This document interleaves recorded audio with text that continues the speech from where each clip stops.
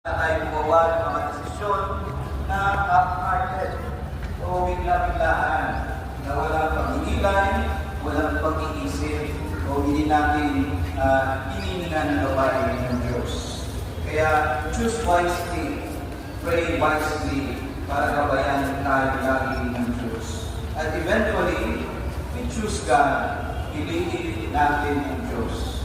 Piliin natin ang kabutihan, piliin lagi natin ang liwanag ng ating Panginoon. Pero, ang isang tanong din, bakit ang babae lang ang dinala? Nasaan po yung lalaki? Di ba? It takes two to tango, sabi ka. Hindi lang po yung isang tao ang nakasala, lalo-lalo na sa adultery. Kailangan kung sino yung mga nagkasala ay harapin. Maraming kapatid na walang kalaban-laban. Pero kapag yung mga hindi tulog, natin ay may kasalanan, kahit marami na tayo pinagsisinungalingan.